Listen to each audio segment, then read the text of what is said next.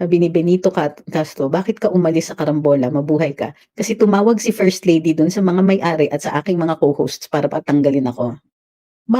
Marahil sa inyo nagtataka, bakit ang daming inaamin ni Presidente Duterte? Huwag mag-alala, he cannot be held criminally liable for many of the things that he said. Okey? Bakit? Bakit hindi siya puwedeng criminally liable? Kasi as he said, guilt is personal. Kailangan may participation siya in any of the crimes ng mga 'yan. And even those where he says, "Oh sige, oo, I unalived people." Hindi naman ma-identify. So dalawa yung defenses niya.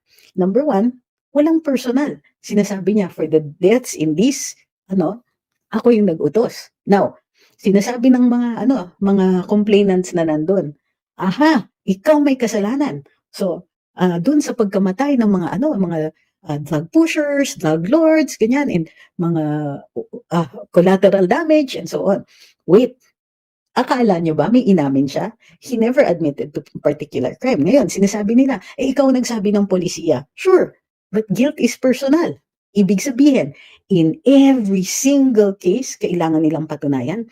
One, that yung pulis na yon received those orders, which most likely they never did kasi never naman kinausap ng presidente yung mga operators sa baba. Number two,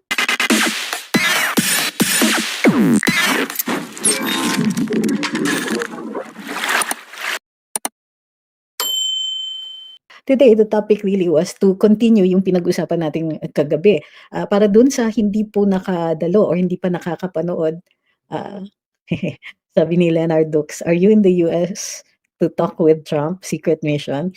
I wish, but there is something that I'm supposed to do here. So, hi kay Jake Arazabal, sabi niya, "Hanggang ngayon di pa rin ako maka-get over till now puyat pa rin ako watching from Sacramento. Stay pretty and gorgeous." Naku, kahapon dahil wala nang masabi yung mga trolls, physical na yung mga hirit nila, yung mga, "Ang pangit mo, kamukha mo si ganito," mga dami-dami nilang sabi ko, "Ay naku, the moment you start making intelligent and intelligible comments, baka sakaling pumatol na ako uli sa inyo." But unfortunately, they couldn't come up with one. So, tinitingnan ko nga today or kanina, I was checking out some of the sites and yung meron kasi mga bagong accounts na suddenly na anti-Duterte. They're not even pro-BBM, they're just anti-Duterte sites, or Facebook accounts, Facebook pages. Pero ang nakakatawa is puro trolls sila. Puro yes, totoo yan. Parang nothing meaningful to contribute to the discussion. So, no, I'm not in California. So, Um, sabi ni Vincent, "Nasa Cali ka, walang DDS meet." Wala ako dun. Sabi ni Ma'am Gail, "YouTube later." Ay, sure ma'am. Sabi ni Bai On, "Good morning, nice to look at you with your hair nakalugay." So, sabi ni Ma'am Wilma, "Block them." Well, it depends. Para sa akin, I do block them automatically. But there are some na gusto kong marinig muna nila yung argumento natin and to see if they have anything to offer. But unfortunately, no one has taken up the issue of the weekend state. Except siguro yung iba, like si Sas, nakikita nga niya eh. So this is what I wanted to discuss further. So now that you have had time to think about it, para dun sa hindi pa nakapanood nung kagabi, ito yung nangyayari. Okay? Yung konteksto ng mga pangyayari. Bakit sinasabi ni former President Duterte, "I am responsible"? Bakit sinasabi niya, "Yes, ako yan. Yes, I gave an order," kahit alam nating hindi. Even if he had well, he didn't say I gave an order. I gave the order for the police to protect themselves. Yan. Tapos, for the other remarks, sinasabi naman niya na yung mga police are intelligent and they know what I am saying and they know that there are some things that I may be saying but they don't really obey or they cannot obey. They are bound by the law. Okay? So, ang reason for that is this. It all goes back to the narco state. Um, it also goes back to what the Constitution says and why we are like this. It started in 1986 when Cory Aquino became president. Okay. Ang una niyang, she had legislative powers. Okay. And isa doon sa and one thing na inutos niya sa mga tao niya was that all the laws and the Constitution ay sinasabi niyan, were built around Marcos Sr. It was such a reactionary constitution. to the point na the president cannot declare martial law unilaterally, it must be checked by Congress. That one I understand. Pero it makes things difficult for the president to move. Right? She made it even more difficult kasi nga reactionary. They didn't want another Marcos. Hello. Years later, we do have another Marcos. In other words, yung formula niya didn't work. All it did was to make things difficult for a sitting president. Ngayon, ano yung isang mahalaga na tinanggal din nila? Tinanggal nila yung immunity ng presidente after he steps down. Okay? Normally, dito sa US, kaya ako napansin yan was because President Trump had an existing case, had several existing cases. And then when he won, those cases had to be dropped kasi sabi ng Korte Suprema nila dito, hindi pwedeng idemanda o ihabla ang isang nakaupong presidente. So, na-dismiss yun. Bukod pa dyan, ang isang pangulo na nakaupo ay, ano ba to? Ang pangulo na nakaupo, immune yan from suit for his acts as the president. Okay? So, pagkababa niya, immune pa rin siya, hindi siya pwedeng ihabla o i-hold accountable civilly or criminally or even administratively for any acts that he committed as president. Some of those acts are kept confidential. Bakit? Halimbawa, tignan mo nito sa US, mayroon silang mga ginagawa sa ibang bansa tulad ng pag-unalive ng ilang mga political persons. Ginawa yung panahon ni Trump, ginawa yung panahon. Nearly every single, most US presidents, nakikita natin, in-exercise nila yung power na yon. Yan. Kasi isipin nyo, you cannot be held liable, halimbawa, for lives lost pag nasa giyera. So pag nag-declare ka ng giyera, walang pwedeng maghabla dun sa presidente for the lives lost during those wars. Okay? What about pag nag-order siya ng operation na unfortunately may mga na-unalive? He's also not held liable for that. Sa Pilipinas, hindi. Panahon ni Cory Aquino, nag-decide siya. Basta hindi na natin, gagawin natin ang lahat para mapigil lahat ng mga ng possibility na magkaroon uli ng Marcos Sr. Hello, nagka-Marcos Jr. Pero that shows just how failed that was. What a failure reactionary agenda is. Right? Kasi yun lang ang gusto niya. The only change that she wanted to make was that there would be no Marcos and that there would be no more Marcos. She failed in the second one. So, pero andyan pa rin yung pagpapahina ng presidente.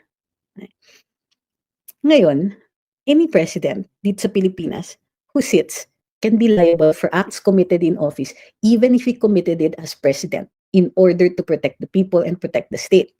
Ano yung kasabihan? You can sleep soundly because there are men who are willing to do violence on your behalf to keep the peace. We have an army. We have a military. We have a military. Yung military na yon, they do acts of violence to keep you safe. They do acts of violence. Can they be held liable? No, they are acting as agents of the state and pursuing the ends of the public interest, the interest of the state. Dapat hindi sila liable. But you know what? Abogado ako. And marami akong kliyente na men in uniform. At mayroon akong nakitang kaso na isang officer na Marines. During an encounter, may napatay. Alam mong nagawa ng mga kaliwa? Hinabla yung officer na yon at pinananagot for unaliving. Hindi nila ma-pursue yung criminal case. Although meron, nag-file sila ng criminal case. They wanted to get him kicked out of the military and the Marines tried to protect him to the best that they could. Pero in the end, they got him removed. Ibig sabihin nito, there are forces at work na sinisiguro nila o nagfa-file sila ng mga kaso para hindi nila magagawa na protektahan ang public interest. Obviously, pagdating sa mga kaso militar, ang madalas nagkakaso dyan yung kaliwa. Okay. So now let me introduce those who haven't heard of it yet to the concept of lawfare. Ito ang legal definition ng lawfare.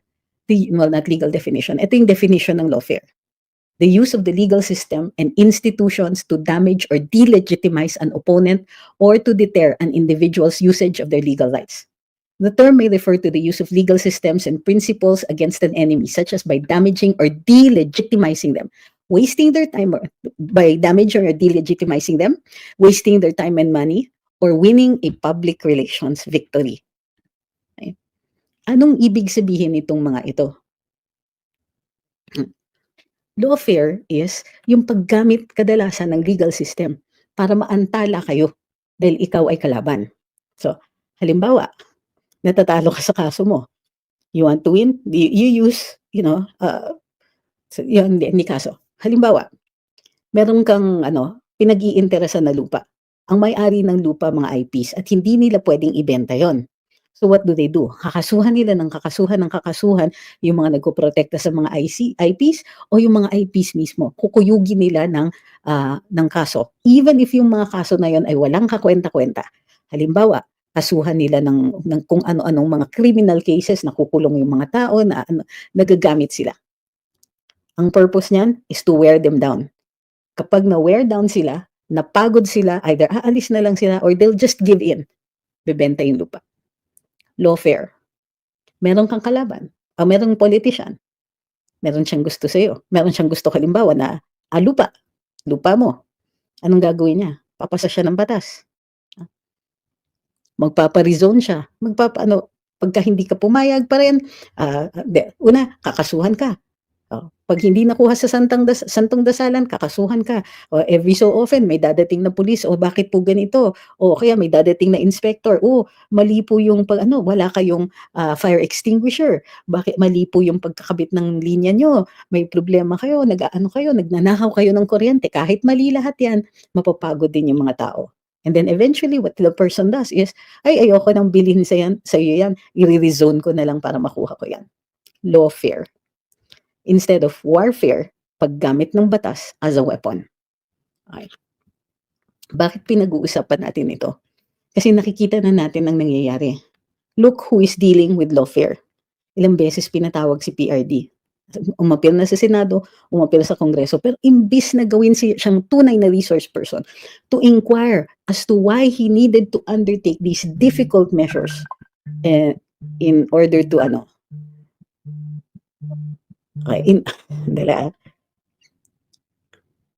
why did he undertake these difficult measures? Walang ganon. Ito na ang dating presidente, nakakausap niya na imbis na kumuha kayo ng impormasyon, imbis na kumuha kayo ng konteksto ng war on drugs or anything like that, pinapunta siya sa Kongreso to be accused and humiliated, to be subjected to goading by the types of Sonny Trillanes. Sinisigawan siya na wag kang bawal ang mga salitang malaswa o bastos or parating merong humihirit dyan. Hello, ABB, hirit ng hirit yung isa doon na dapat i-cite siya in contempt.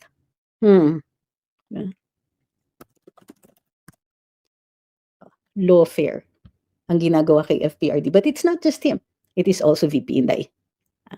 Sagot siya ng sagot dun sa kanyang budget. Sagot siya ng sagot every so often. Maya't maya, hinahanapan siya ng mali. Yung napansin nyo, yung ginagawa ni Sonny Trillanes, hanap ng bank accounts. Naglalabas ng bank accounts nung walang clearance. May violation, nag-violate siya ng banking secrecy laws.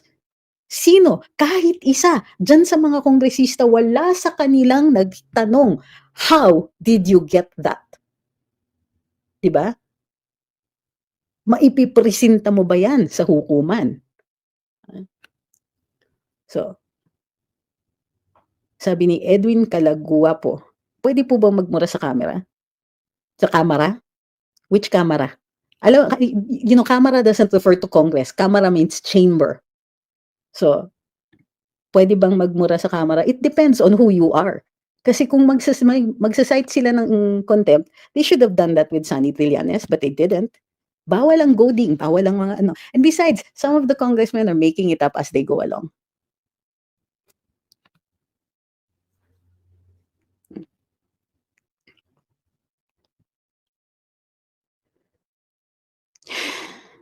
Hindi na ako titingin ng mga comments muna kasi gustong-gusto ninyong magtanong ng out of topic, tapos nakaka-distract. Tapos nililihis niyo yung usapan. Napaka-importante nitong usapan na 'to.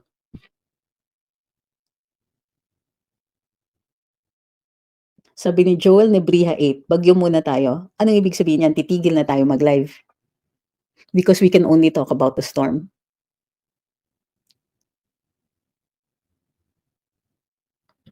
Sabi ni Benito Castro, "Bakit ka umalis sa karambola? Mabuhay ka." Kasi tumawag si First Lady dun sa mga may-ari at sa aking mga co-hosts para patanggalin ako.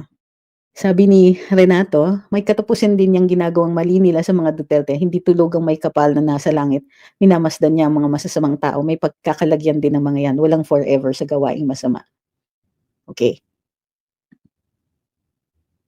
Okay. So what is lawfare? Bakit merong lawfare? Ang lawfare is a means of abuse. Abuse yan ng sistema. Okay? And usually for a purpose that is not for the greater good.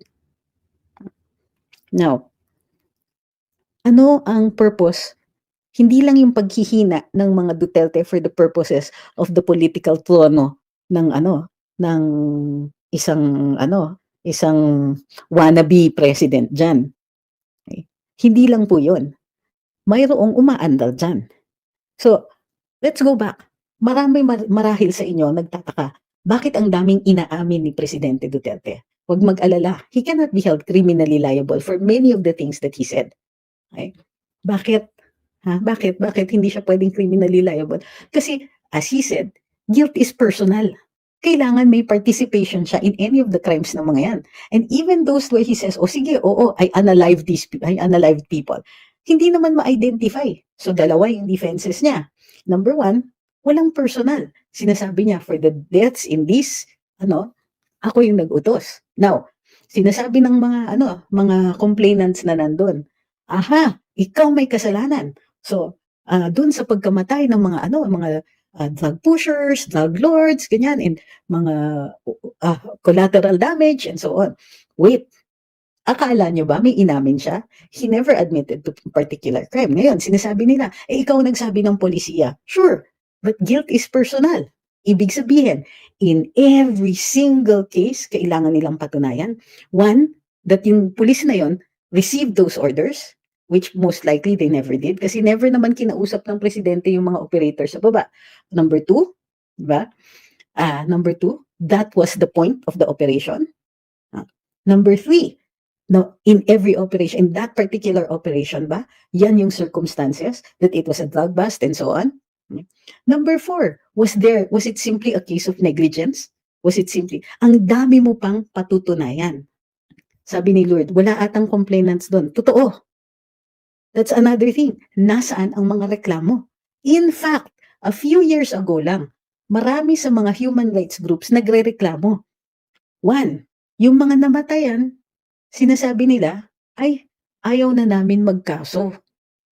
Or two, sasabihin, ito yung kaso. Pero wala silang mag-produce na ebidensya.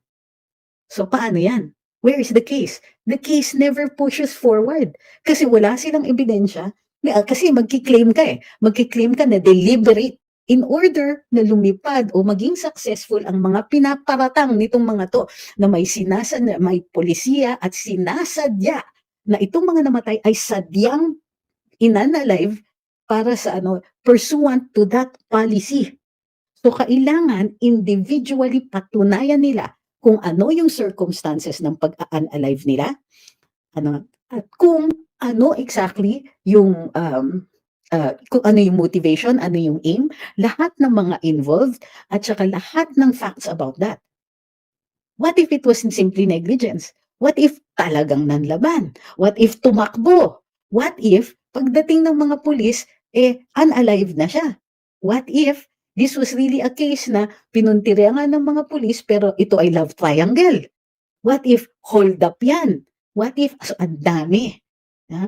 Each case must be proven with proof beyond reasonable doubt. So, confident si FPRD, si former president, kung ano ang required evidence for him to even be remotely held liable. Ito nga, sabi ni Seb Winlim, sabi nila, guilt is personal, yung sinabi ni Trigger, yung pulis, kakasabi ko lang. I just explained it now. You have to prove each case with particularity. Ilan dyan yung sinasabi nila na supposedly bahagi ng WOD. Pero yung pala, may kaaway na pulis, may love triangle, may hold up. Una, Ano mo lahat yan. Hindi komot mayroong unalive na bangkay dyan, automatically, WOD yan. Kung mo ba't may nakita kang bangkay, nakataklob na ng tapos nakalagay wag tularan, automatic WOD pa yan. WOD na yan. Yung 30,000, hindi nila aabutin yan. They don't have enough bodies. Ano yung official count? 7,000. Maybe even less. O, sa 7,000 na yan. Ano yung circumstances niyan? You have to, the time, the date, the place, who were the police involved, identified ba yan? Asan yung ebidensya ninyo? Kailangan mapatunayan nyo with guilt, beyond proof of guilt beyond reasonable doubt, na yung, pagbabaril na yon, if may nakakita, was done in pursuant of that order. Pursuant to that order. Ngayon, yung mga operatives, hindi naman nila nakakausap si PRD. So, kailangan patunayan na yung mga bossing nila, yun ang inutos sa kanila. Asan ang ebidensya nun? Wala. The reason they were holding these hearings was to elicit information na mayroong ganun. So, kahit sabihin ni PRD, oo, I did that. Oo, I said that. Kailangan, dun sa baba, mapatunayan mo. Dahil hindi yan pwedeng all of that. Lahat sila, alam nila yung policy niyan. Remember, none of these policies were ever written down. Ang sinasabi nila, ang nakalagay na neutralize doon sa sa orders ng PNP, yun daw yun. Ibig sabihin nun, unalive. Sige, argue semantics. Tignan natin kung makalusot ko yung kay Sir Archie. Di ba?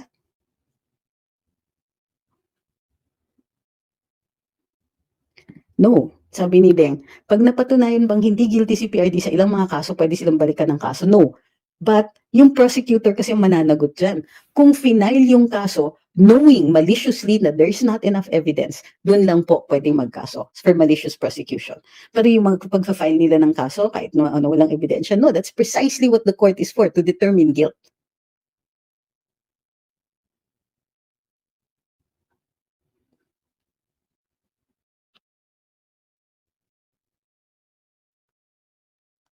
Reg says, mag-file po ba si PRD lang o each po sila mag-file? Who is each? Huwag po ninyong i-shortcut. You have to complete your sentences. Okay. Now, why is this happening? Bakit gustong sabihin ni PRD, I am responsible, I am liable? What he's saying kasi is that as president, he has to commit acts, possibly even acts of violence to protect the people. Gawain talaga ng Estado yan. The primordial existence of the state, the primary existence of the state is to protect the people. But in order to protect the people, it must also protect itself. And therefore, there are men who are willing to commit acts of violence to ensure the existence of the state, the continued existence of the state, and the protection of its people. With me so far, nagigets niyo pa ba itong mga to? Now, here in the US, kaya nga nang sinabi ko, pag presidente ka, may mga instances na nag-unalive ka. Okay? Meron ngang tinatawag na targeted political persons na usually abroad, na targeted for disappearance or whatever. It happens. Ganun talaga. You've read all the spy novels. Alphabet agencies exist for the protection of the state. That's why you have espionage. That's why you have these info wars. They exist to protect the state. Okay. Alam niyo yung ibang tanong ninyo, kung makikinig lang kayo, masasagot yan.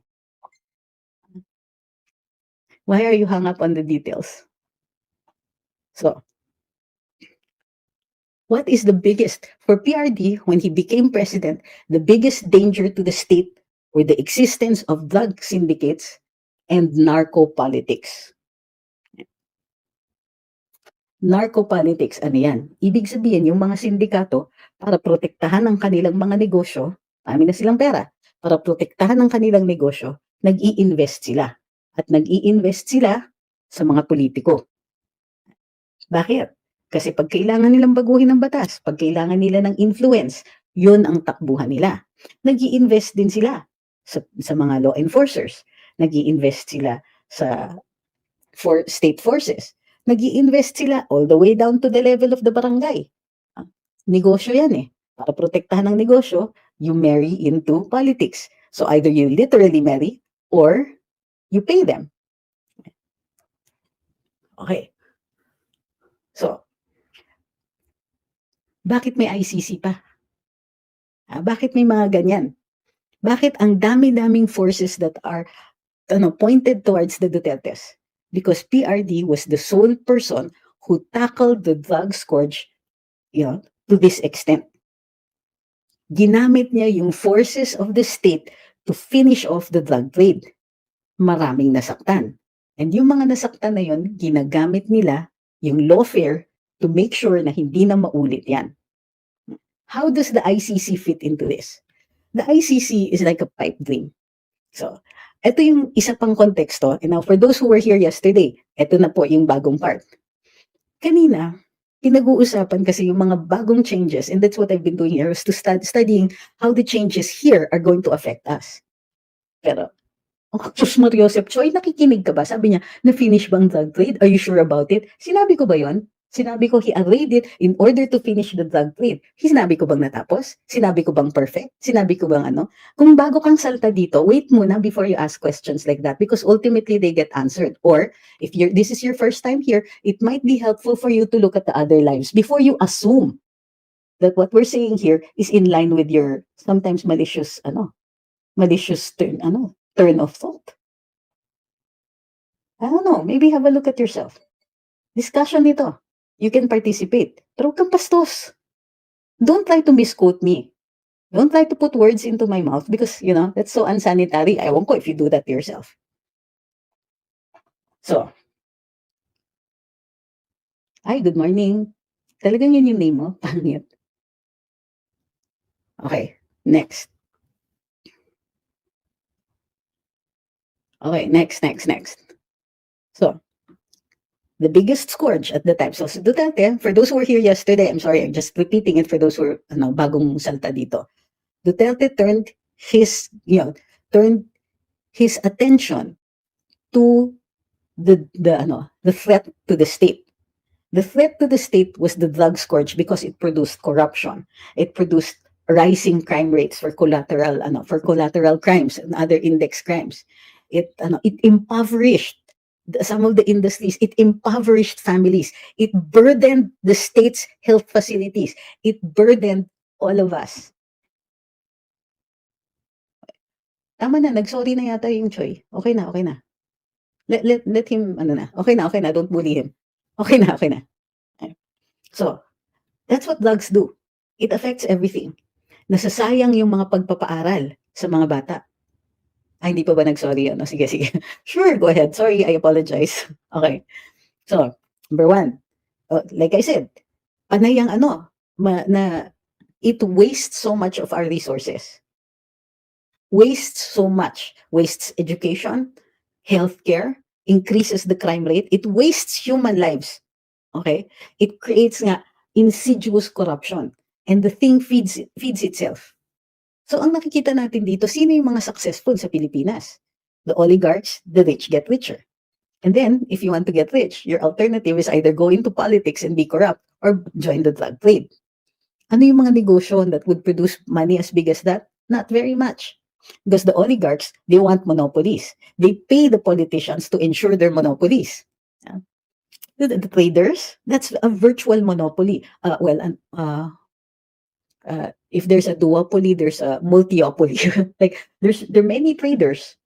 Pero, magkakaibigan, it's a cartel, actually. Even Senator Amy was saying that, yung traders na cartel. Okay, it's a cartel. They agree, they all sell at the same price, tiba-tiba sila, they buy ruinously low from the farmers, sell ruinously high to the consumers. And nobody polices them. Bakit? Cartel sila eh. Yung cartel na yan, nagbabayad din sa mga politiko. Oligarchs, they want monopolies or duopolies. They pay the government in order to maintain those monopolies or duopolies. The drug trade, for their consistent existence, they pay off the politicians, they pay off the police, they pay off everybody to look the other way. So what happens to the rest of us? Actually, everybody else who's not involved in the drug trade, one way or another, is victimized by that. Either victimized ka by the rising crime rate, victimized ka kasi nawawalan tayo ng the laws that we need, they don't get passed. Because they're so busy pandering to the people who pay. The politicians, the lawmakers, they pander to the people who pay, the people who reward them for whatever laws that they pass. And so that's what Duterte was pointing at. So as the president, he saw it as his job to uh, to take on the danger to the people, the danger to society, the danger to the nation, the danger were the drug syndicates. And so that's why he says that. Ginawa ko yon. Ginawa ko to protect it. I did it to protect my people. Simple, di ba? Totoo yan. Inaako niya yan. That was his vision. That was his point. Somebody has to do the tough stuff. Somebody had to do the cleaning up. Alam niyo yun, hindi pwedeng puro sarap. Somebody has to take care of the machinery of the state, has to take care of the sweeping up of the trash, has to take care of everything else. Has to take care of the jobs that nobody wants to do, and that's what he did. So, unfortunately for us, because of Cory, President Duterte is now being the target of lawfare. Gumagante yung mga sindikato. Gumagante yung mga narco-politicians. Gumagante yung mga kaliwa. Bakit? The most interested in weakening the state. Kasi drugs weaken the state. They weaken our people. They weaken the political system. They weaken they weaken the justice system. Kasi yung iba dyan, they actually run the drug trade from inside the prisons. That's why Laila de Lima was being held accountable because she was part of that justice system. Isipin nyo, nagluluto at nagbebenta ng droga sa loob ng prison system. Okay? So, unfortunately nga sa Pilipinas, there's no immunity for the president once he steps down. Diba? Pagka nawala. In fact, even while he was president, itong mga kaliwa, they kept insisting, human rights, human rights. Lahat ng mga yan na human rights pa rin ba yun pagka nanlaban? And in many cases, in most cases, if you look at the drug cartels all around the world, they will not wait for the police to come to them. They will go and attack the police right where they are, right in their stations. So, di ba? So, ang ginagawa nitong mga kaliwa, to weaken the president, kampihan nila yung mga drug lords. Di ba? Bakit? Pwede nilang pahinain, magdadalawang isip ang pulis. Kakasuhan, they use lawfare against the police. Kasuhan ng kasuhan yan. Tuwing may inaaresto na drug lord, kakasuhan yan, kaliwat kanan, ihaharas yung pamilya para hindi sila nag-a-appear dun sa mga hearings. And I've seen this in court. Hindi dumadating yung mga pulis. Bakit? Tinakot. Tinakot yung pamilya. Binayaran. Bakit? It's so hard to do justice in the country. Dahil dyan.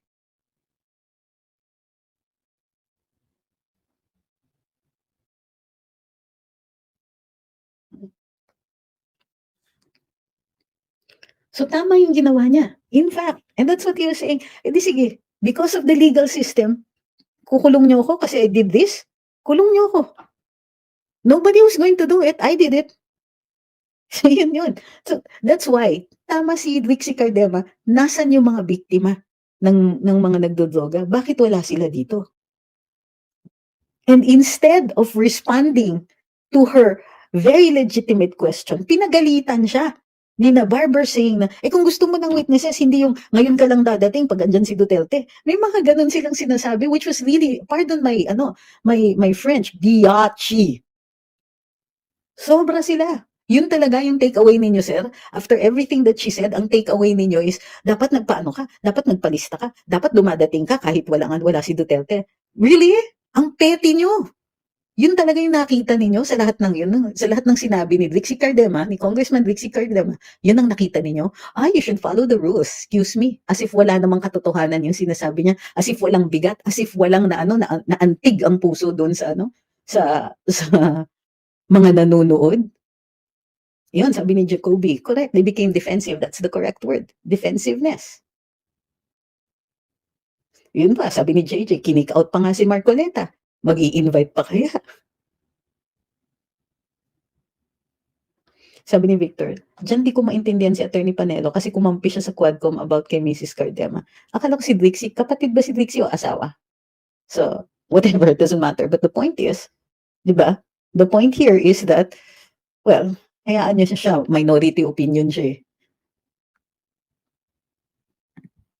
Ayoko kasing awayin 'yan kahit binabalahura na ako niyan. Sabi ni Florida Pilotos, obvious tuloy na puro pro-drug lords yung nandiyan sa house, 'di ba? So, dito, 'di ba, nakikita ko na it's possible pala for a return of the comeback. Look at Trump. They threw everything at him. Ito sabi ni Kyle, to think that Cardema was being vague and they still reacted to it poorly. Totoo yun. Plus, she was scared. She knew what she was doing. She knew na may magagalit sa sinasabi niya, but she went on and said it anyway. At dun talaga ako napabilib.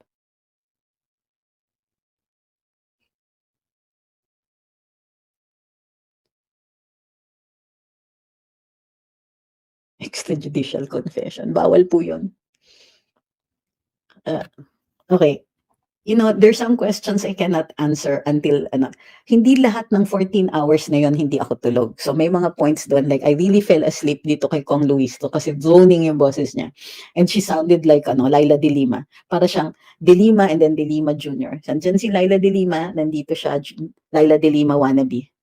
So, but come back to me later, we will see. Extrajudicial confessions. Oh, I really think you need to complete that. What did she say? What did she Hindi ko masasagot yan without the complete information. Sabi ni Victor C. Dolor, sabi ni Panelo palagi na using Duterte daw ang Duterte party list. Pero sa totoo, parang siya naman yun. But they were there, di ba? They were there. We had at least one congressman speak up on behalf of Duterte. Para sa akin, hello, hindi ka pa ba thankful para doon? I'm sorry, I don't mean to to fight with him. Grabe naman, wag naman kayo mag-flood. Sabi ni Tomasing, the more they put President Duterte at the center of attention, the more Duterte magic gets back. People are looking for that feeling of security during the Duterte admin. So we must spread the word. Diba? Tingnan ninyo, dito, we're also looking at what the similar-minded people, and take note ha, kung sino yung mga tao na naggagamit ng lawfare na yan. Madalas, yung mga dilaw, yung mga pula, yung mga yan. Dito, sa US, ang nangyari was, they were also trying to weaken the state. And it's not just through drugs. According to well, this is opinion, no? It's not necessarily mine, but I think there's some merit to it. There's, nire-reverse ni Donald Trump pagpasok niya yung mga parang yung gulo-gulo nun sa pagdating dun sa gender reassignments and gender assignments, particularly when it comes to children. So it was only during the Biden years na parang medyo these things got out of hand. You know, you have men participating in women's sports. You have children who, if they say they want gender reassignment, they go around parental consent. But it's gotten so the people would have fights on the street and people would get sued just for the wrong use of pronouns. So, diba, this also, according to some of the opinions here, I'm not sure I'm fully on it yet. I mean, on board with it, but I think it does make some kind of sense. Is the purpose was also to weaken the state because you end up having conflicts about little things like that or big things, for whichever your point of view is.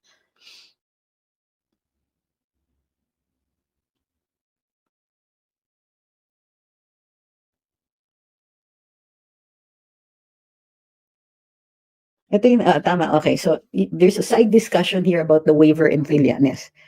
Duterte said he was willing to sign a waiver. Pero it occurred to him na, teka muna, unang-una, Trillanes showed bank accounts that he claims are true.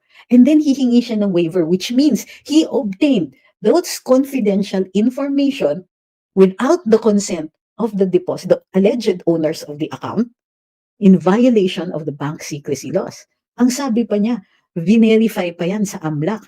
Somebody's head should roll here. Diba?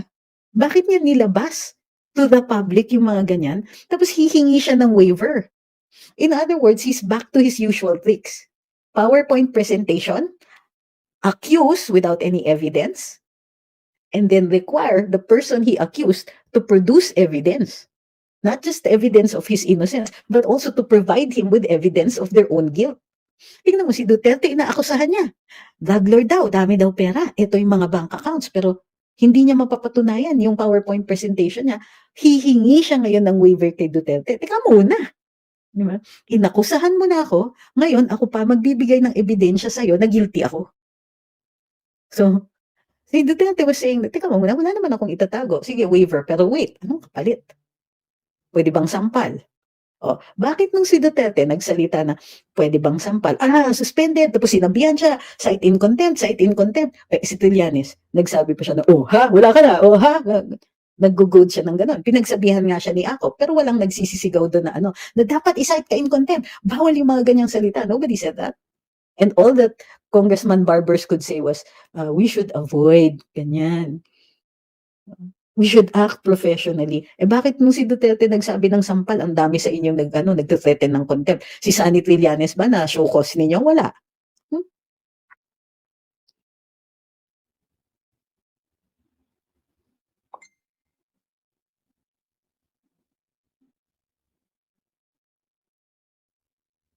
Sabi ni Razil, kasuhan nyo, sinong kausap nyo?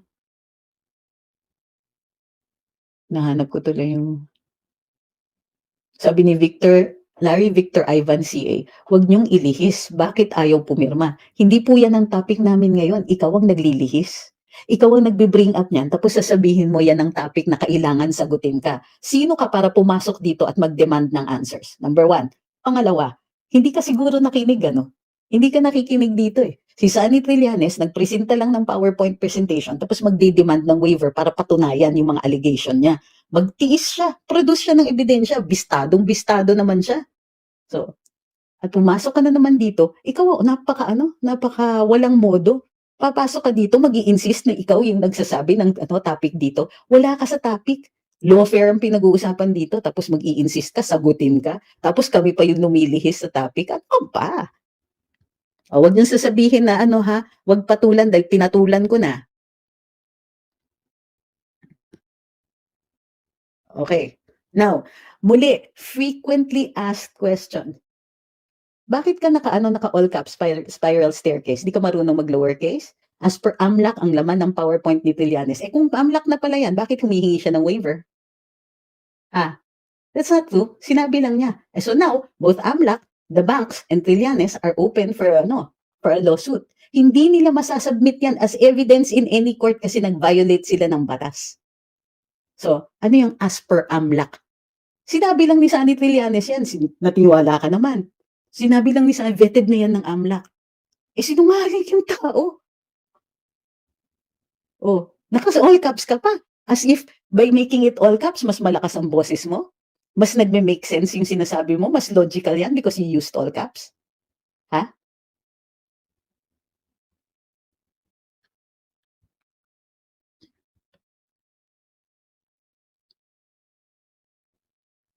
Sabi ni Spiral Staircase, 2016 pa po waiver, di pa napirma si Duterte. 2016 pa yung alegasyon ninyo, hanggang ngayon di nyo mapatunayan. Tandaan ninyo, he who alleges must prove. Ikaw nag-aakusa, ikaw mag-provide. Tapos sasabihin nyo, bakit ayaw mag-waiver? Bakit ayaw mag-waiver? Bakit ayaw ninyo mapatunayan yung inyong mga alegasyon? Naka-all caps na naman. As if, di ba, putting all caps in her statement makes it suddenly weightier. Wala kayo, Wala kayong ebidensya, Gusto ninyo pilitin si Duterte mag-provide ng ebidensya dun sa alegasyon ninyo. Magtiis kayo. Sige, work for it. Galingan nyo.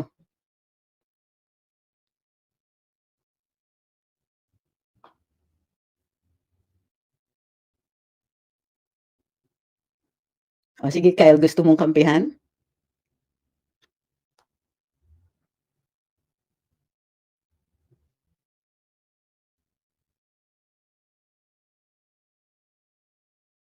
Huwag niyo namang gayahin yung at mag-all caps din kayo. Uy, ano po bang kinakatakutan sa waiver? Bakit di mapirmahan? You think that argument will stand up in court? Do you think that you can go to court and say, he has to waive? Kasi kung wala siyang waiver, ibig sabihin guilty siya. Sige nga. Sa tingin mo, that stands up in court, that's just goading. That's called blackmail. Di ba? Wala kayong patunay. Galingan niyo. In fact, tignan ninyo yung mga line of reasoning ninyo. Ha? Yung mga line of reasoning ni Trillanes. Ayan, si Pulong Duterte, drug lord yan. Kasi may tattoo yan sa likod, may dragon tattoo siya. And alam naman natin na pagka may dragon tattoo, miyembro yan ng sindikato, or Yakuza, or whatever. Ng Riyadh. Talaga? Yun ba yun? That's what it constitutes evidence. Itong mga to, ebidensya nila is walang waiver, therefore guilty. Ha? Ano yung shortcut? Siguro hindi ka nga abogado. Hindi ka abogado. In fact, there's a five-letter word that describes you, and it's definitely nothing to do with the legal profession. So, desperados, wag kang paulit-ulit.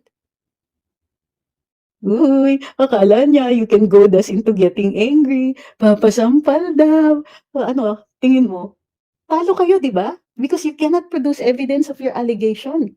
Sige nga, asan ebidensya ninyo? Wala, di ba? 2016 pa. Yan na yung sinasabi ninyo. Drug lord kayo dyan. Nasaan? Asan ang ebidensya nyo? Hindi nga wala kayong mag-produce na not a single stick of solid evidence. Uy, may paamlak-amlak pa tapos hindi mo naman hindi mo naman mapatunayan. Wala man lang stamp, walang certification. Bare allegation. Bakit walang certification ng AMLAC doon? Aber nga? Ha? Sus! May AMLAC na, hindi niyo pa sinumiti sa korte. Dinala niyo pa sa Congress. Tapos sasabihin pa nila, ayan na, sabi niya waiver ha. Alam na, parang bata sa playground na, oy, ano na ba yun? Walang bawian. Di ba sa playground gayon? Walang bawian.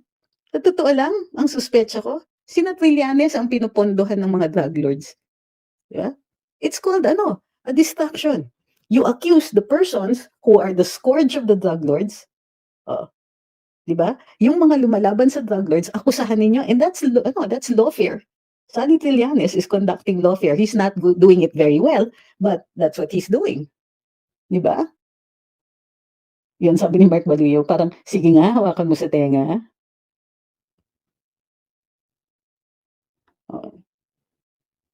Di ba? Sabi ni Raud, right, spiral staircase. Tamad si Trillanes mag-file ng kaso kasi takot ma-junk yung kaso. So hanggang akusa lang talaga siya.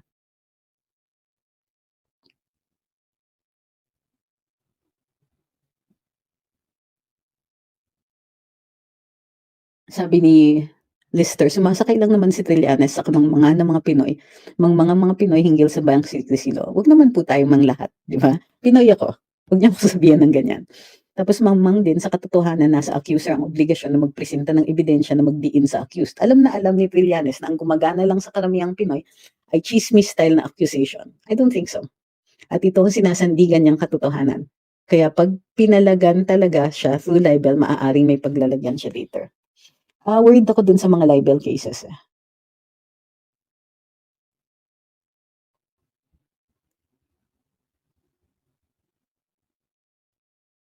Sabi ni Don't Be an Obedient, may tattoo ako ng cheeseburger, member ba ako ng food club? Sorry, sindikato ng pagkain. Siguro trader ka.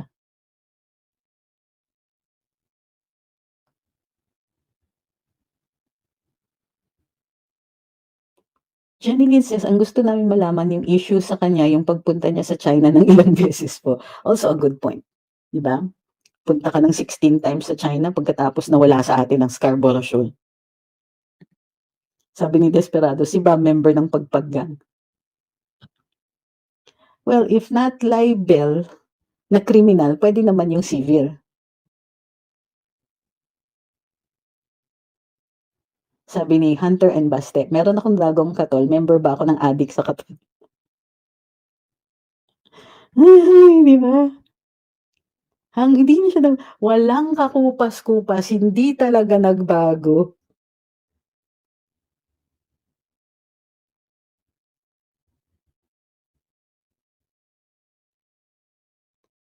Sabi ni Armin, if AMLAC will do it, immediately I will withdraw all my bank accounts.